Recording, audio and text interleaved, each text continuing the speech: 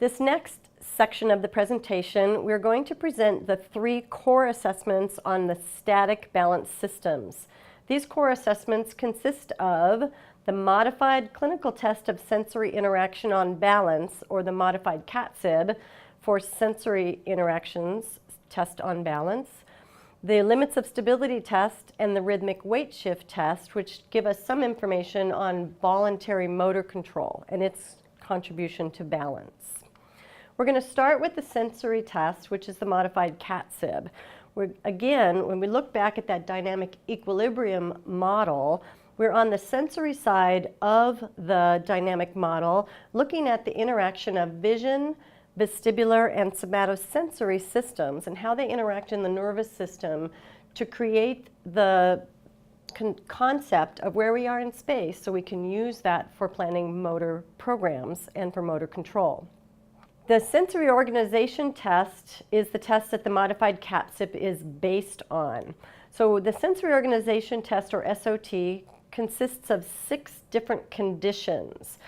If we look at the environmental conditions and the expected response, it'll help us predict what's expected on the Modified mCTSIB as well. Conditions 1, 2, and 3 have a stable platform on the SOT and a firm surface. And conditions 4, 5, and 6 have a responsive or moving platform, which make the environment unstable in those 3 conditions. And then for 1, 2, and 3, we have eyes open, eyes closed, and a sway referenced surround or walls on the SOT. And 4, 5, and 6, we have eyes open, eyes closed, and the walls moving on the SOT. So on the Modified mCTSIB, we have all of these conditions except conditions 3 and 6. Without the surround, we're unable to replicate those sway-referenced conditions for vision. So, core assessment on the Modified mCTSIB, patient selection. How do you choose the appropriate patient to measure sensory aspects of motor control? Any patient with complaints of dizziness, imbalance, or impaired mobility is appropriate for the Modified mCTSIB. This could be any clinical pathology, musculoskeletal, spine and lower extremity, any neurologic pathology, any integumentary, rheumatologic, any population that's appropriate, considering adults, pediatrics, high-performance athletes versus low-performance individuals, medical, legal, and disabled populations. So it gives us a really nice idea of how well the person's using sensory information for postural control. The minimum capability for performance of the Modified mCTSIB is the ability to stand still or stand steady for about 30 seconds at a time. You need to probably consider some of the endurance or cardiovascular stability problems of your patient to make sure that you're monitoring those appropriately for prolonged standing. The mCTSIB, or the Clinical Test of Sensory Interaction on Balance, was first designed as a 6-condition test called the foam and dome test, measuring 6 conditions that closely matched the SOT using either a firm surface or a foam pad. Conditions 3 and 6, which are the ones with the visual surround moving on the SOT, were replicated by using a lantern with vertical stripes inside of it. Those conditions were found to be not as reliable as the other 4 conditions, so they were hence dropped from this test, and the test is now called the Modified Clinical Test of Sensory Interaction on Balance. The original test required the patient to stand for 30 seconds at a time and only measured sway. Was sway minimal? Was sway moderate? Was sway maximal? Or did they fall? It didn't, and then over that 30-second time period, could the person stand the full 30 seconds or less than that? Now that we have a computerized platform, we can actually time the patient during the test and measure sway velocity, which gives us a more objective measure of the patient's ability to stand in each sensory condition. So it moves the test, the original test, or mCTSIB, from a very subjective test to now having a very objective test on the FORCE platform. The Modified mCTSIB objectively measures postural sway velocity, the time over the trial for 10 seconds, or less if the patient falls, the mean performance over the 3 trials for each condition, The center of gravity placement over each trial, so we can see where the person is on the platform and their vertical projection of their center of pressure. And we can compare their performance to age-matched normative values. The conditions of this test include eyes open and eyes closed on a firm surface or stable condition, and eyes open and eyes closed on an unstable surface, which is a standardized piece of foam. The interpretation of the mCTSIB requires us to ask a question. Is there a problem maintaining stability in varying sensory environments? And if so, what's the specific impairment or impairments that the patient presents with? Then we can plan our next steps, whether we need to refer out to a physician, an audiologist, or a rehab specialist for rehabilitation training. As we take a look at the mCTSIB interpretation and what we see on the printouts, the left side of this slide depicts all 9 trials, all 4 conditions, and 3 trials of each of those 4 conditions, and the actual performance of each trial. So we see a center of gravity trace on here. We measure the sway velocity in centimeters per second. As you see there, the first trial of this condition, the person was able to stand for 10 seconds and had a 2.7 centimeter per second sway velocity. We also get the time over the trial of how long the person was able to stand over that 10-second trial. If they score a 10, that means they made it through the whole test.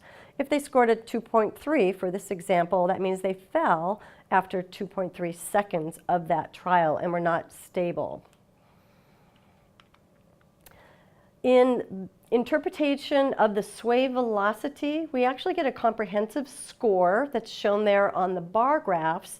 The 5th bar graph shows us the average score or average sway velocity obtained over all conditions. Each condition is then given its own score as they're averaged up. So for instance, eyes open and eyes closed on a firm surface are the first 2, and those are red here because the person was unable to be stable, or compared to normative values, they're less stable than people of their own height and age. On foam eyes open, this person was able to stabilize a little bit better and performed within the normal range, so the bar graph is green. And then in foam eyes closed conditions, this person swayed a lot more and was able to stabilize somewhat, but not as well as some of the age-matched norms. Overall, this person's performance on this test was abnormal and shows red on the graph. The mean center of gravity sway velocity scores are averaged over all 3 trials to give these bar graphs and these results. At the bottom of the picture that actually shows the composite scores and the comprehensive scores, you will see small numbers at the bottom that show any scores that are below normal and the percentage below normal. These can be used for G-code reporting and functional limitation reporting. We also get information about the center of gravity alignment on the mCTSIB for each of the 4 conditions, eyes open and eyes closed on foam and on firm surfaces. So if we take a look here at this graph, the center of gravity alignment has a small circle in the middle of the graph, which is the most normal performance, and if a person is standing in the center, all of those little icons which represent their center of gravity should be in that center circle.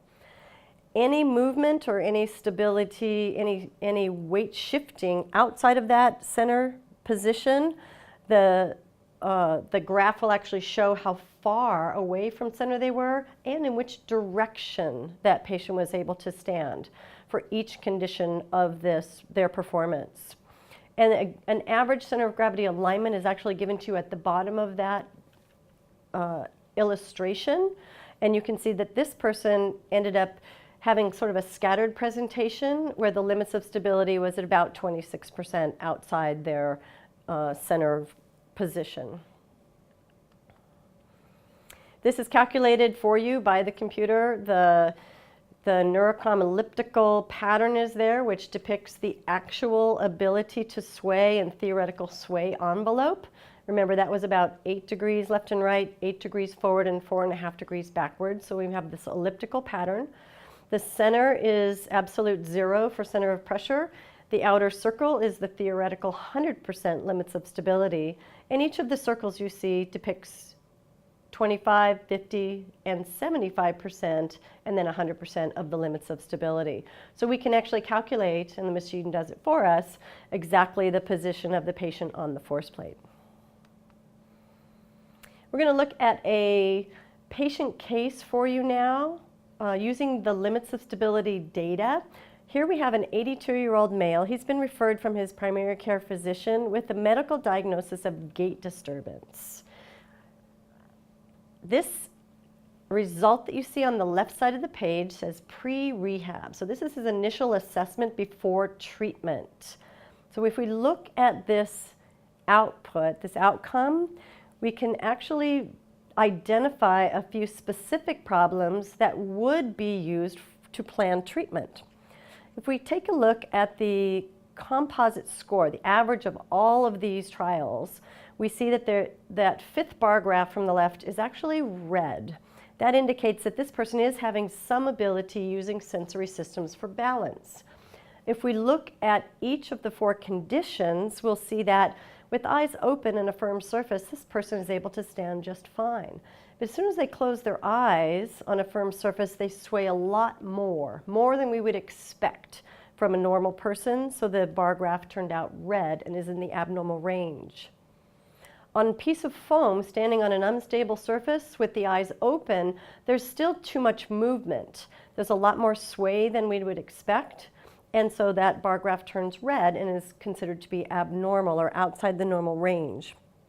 And then standing on the foam with eyes closed, this person actually performed within the normal range, but as you can see, the performance was actually quite high, or a lot of sway on that performance. So I would actually, if this was my patient, I would like to see that bar graph be a lot lower. Overall, that equals out to an abnormal performance. So we can see that the performance is abnormal and then determine what we're going to do for rehab. This person actually needs to be trained in environments, both on firm and foam surfaces, with eyes open and eyes closed for their rehabilitation. Post-rehab, this is an example of an improvement seen in this patient. You'll also notice that the center of gravity was very scattered before. He didn't really know where he was over his base of support in some of the more difficult conditions. And on the post-rehab, those are a lot more centered and a lot more midline. So he's able to pull himself back to midline and know where his center of gravity is a lot better. So we see that the composite scores and comprehensive report is very good here. Lots of green, which we like to see, which indicates normal performance.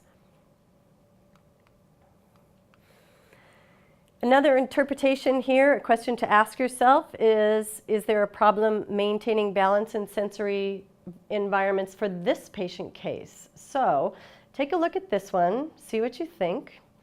If you can figure out the impairments on your own. You can see that the average score is red, even though you see 3 green bars and 1 red.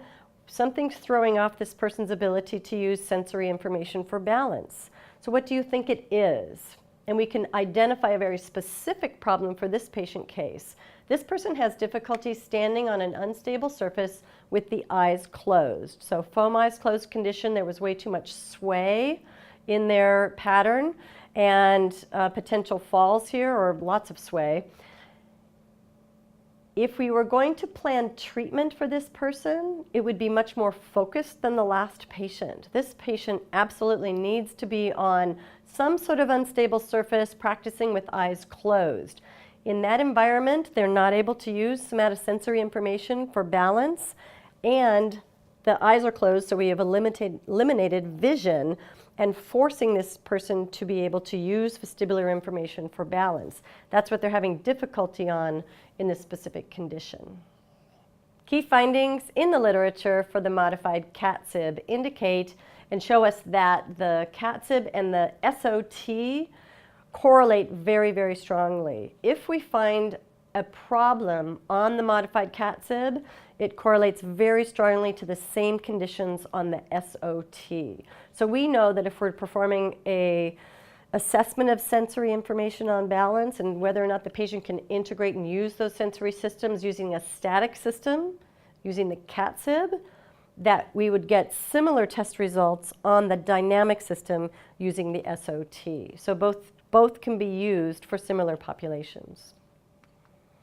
Lots of literature out on use of the mCTSIB in the literature. Here is an example of multiple studies and lots of different populations, from normal individuals to older individuals, people with brain injury and stroke, multiple sclerosis, even using it for seating modifications and things like that. So take a look in the literature. It's definitely used a lot in those studies.